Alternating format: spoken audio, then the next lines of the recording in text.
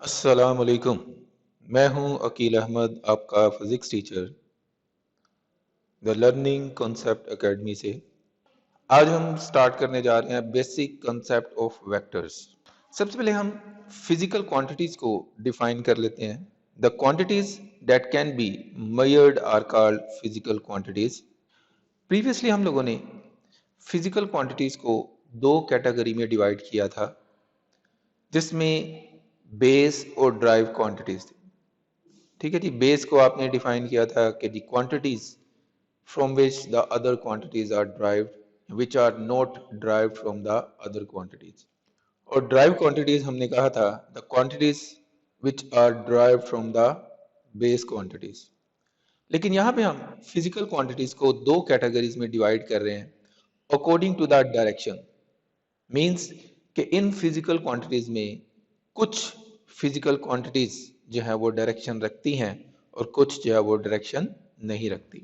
या सिंपली आप कह सकते हैं कि तमाम फिजिकल क्वांटिटीज में कुछ की डायरेक्शन होती है, कुछ की डायरेक्शन नहीं होती।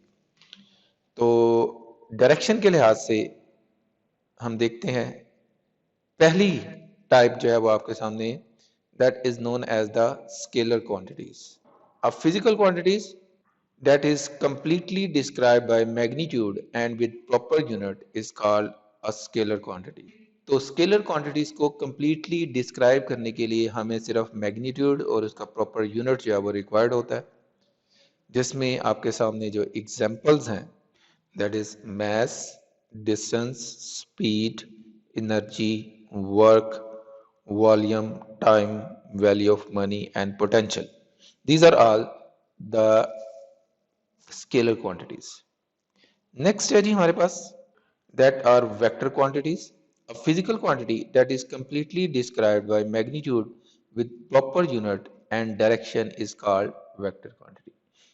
मींस के वेक्टर क्वांटिटीज में हमें वेक्टर क्वांटिटी को एक्सप्लेन करने के लिए या डिस्क्राइब करने के लिए मैग्नीट्यूड और प्रॉपर यूनिट के साथ साथ उसकी डायरेक्शन भी रिक्वायर्ड होती है, जिनकी एग्जांपल्स हैं displacement, velocity, acceleration, force, momentum, torque and electric intensity. These are all vector quantities. Next है जी वेक्टर रिप्रेजेंटेशन। वेक्टर रिप्रेजेंटेशन में हम सबसे पहले बात करेंगे सिंबॉलिकल रिप्रेजेंटेशन की। फिजिक्स के अंदर हम तमाम फिजिकल क्वांटिटीज के लिए सिंबल्स का इस्तेमाल करते हैं, चाहे वो वेक्टर क्वांटिटी हो, चाहे वो स्केलर क्वांटिटी हो।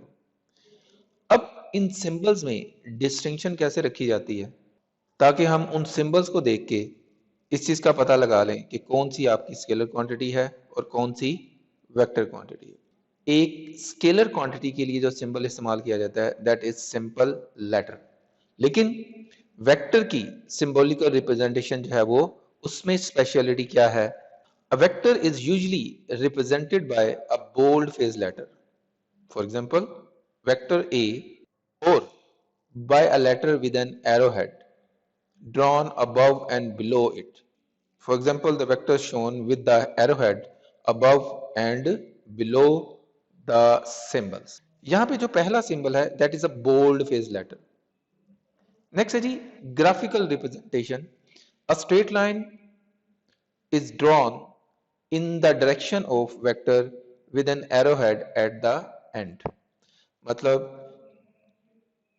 कि एक लाइन जो है वो ड्रॉ की जाती है किसी वेक्टर को रिप्रेजेंट करने के लिए, और उसके ऊपर एक एरो लगा दिया जाता है जो कि एरो उसकी डायरेक्शन को शो करता है, जबकि इसकी जो लेंथ होती है वो आपके वेक्टर की मैग्नीट्यूड को शो करती है। जैसे कि the length of the line according to the scale give the magnitude of the vector and the arrow indicate the direction of the vectors.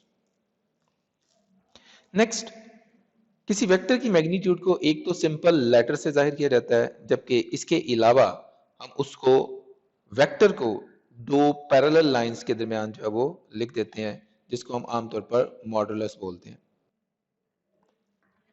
Next हमारे पास आ जाते हैं जी रेक्टेंगुलर कोऑर्डिनेट सिस्टम। वेक्टर को represent करने के लिए रेक्टेंगुलर कोऑर्डिनेट सिस्टम को understand करना बड़ा जरूरी है। Two lines drawn at right angle to each other as shown in figure are known as the coordinate axes. Their point of intersection is known as the origin. This system of axes is called as Cartesian or the rectangular coordinate system. जैसे कि आपके सामने ये diagram में दिखाया गया है, जहां पे ये दोनों लाइनें एक दूसरे को कट कर रही हैं, that is known as the origin. This coordinate system is used to describe the location of a point in the plane or space with respect to point known as origin.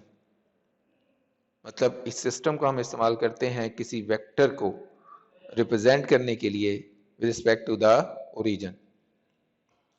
One of the line is named as the x-axis. यहाँ पे जो आपको x और x prime नजर आ रहा है, ये line आपकी जो है वो x-axis कहलाती है, जबकि the other line is named as the y-axis. ये जो वर्टिकल लाइन ड्रॉ की गई है, इसको हम y-axis बोलते हैं. The x-axis is taken as horizontal axis with the positive direction to the right. मतलब कि ये जो x-axis है, इसकी ओरिजिन से राइटवर्ड डायरेक्शन जो है वो पॉजिटिव x-axis कहलाता है, जबकि ओरिजिन से लेफ्टवर्ड जो है वो नेगेटिव x-axis कहलाता है. The y-axis as the vertical axis with the positive direction upward. जबकि y-axis की जो ओरिजिन से ऊपर वाली लाइन है वो आपकी पॉजिटिव y-axis, जबकि नीचे वाली लाइन जो है वो नेगेटिव y-axis कहलाती है. नेक्स्ट है जी पोजीशन इन प्लेन. मतलब कि किसी वेक्टर या किसी पॉइंट की पोजीशन हम प्लेन में रिप्रेजेंट करना चाहते हैं तो वो किस तरह से करते हैं. The direction of a vector in a plane is denoted by the angle that the represented line make with the positive x-axis in the anti-clockwise direction as shown in figure. ठीक है जी. तो यहाँ पे किसी वेक्टर की position को अगर आपने या किसी वेक्टर की डायरेक्शन को आपने प्लेन में रिप्रेजेंट करना है तो उसके लिए हमें क्या रिक्वायर्ड है कि एक लाइन और वो पॉजिटिव एक्स एक्सिस के साथ एंटी क्लॉकवाइज डायरेक्शन में एंगल कितना बना रहा है. इसके बाद अगर हम इस पॉइंट P की पोजीशन को लोकेट करवाना चाहते हैं इस प्लेन के अंदर, तो उसके लिए हम क्या करते हैं कि जी हम देखते हैं कि इस पॉइंट P का एक्स एक्सिस से कितना फासला है और इस पॉइंट P का वाई एक्सिस से कितना फासला है. तो ये दोनों डिस्टेंसेस जो हैं जो कि P के एक्स एक्सिस और वाई एक्सिस से हैं, these are known as the coordinate axis. तो इसको हम लिख सकते हैं इस तरह से PAB. We can reach to P by moving A unit along the positive x-axis and B unit along the positive y-axis. मतलब कि अगर हम यहाँ से स्टार्ट करें और हम P तक पहुंचना चाहते हैं तो हम A डिस्टेंस जो है वो x-axis के along ट्रैवल करेंगे और फिर B डिस्टेंस जो है वो y-axis के along जो है वो ट्रैवल करेंगे. हाँ जी, नेक्स्ट हम डिस्कस करने जा रहे हैं जी position in a space. The direction of a vector in space required another axis which is right angle to both x and y axis as shown in figure. The third axis is called z axis. अब हमें space में किसी vector को represent करने के लिए या vector की डायरेक्शन को जाहिर करने के लिए तीन एंगल जो है वो रिक्वायर्ड है. The direction of vector in space is specified by three angles which the represented line makes with the x-axis, y-axis and z-axis. The point P of a vector A is thus denoted by the three coordinate A, B and C. Means कि हमें space में किसी point को locate करवाने के लिए तीन angles जो हैं वो रिक्वायर्ड हैं. नेक्स्ट हमारा टॉपिक है जी यूनिट वेक्टर. जैसा इसके नाम से जाहिर है, unit means one. A vector whose magnitude is 1 is called unit vector.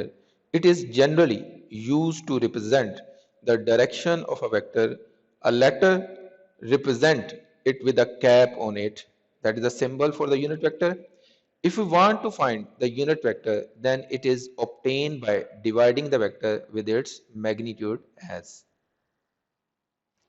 That is the formula for the determination of unit vector.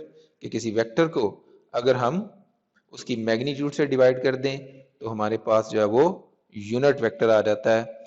और इसी तरह से अगर हमें यूनिट वेक्टर से वेक्टर को हासिल करना है तो उस यूनिट वेक्टर के साथ उस वेक्टर की मैग्नीट्यूड को मल्टीप्लाई कर दें तो हमारे पास वेक्टर आ जाता है।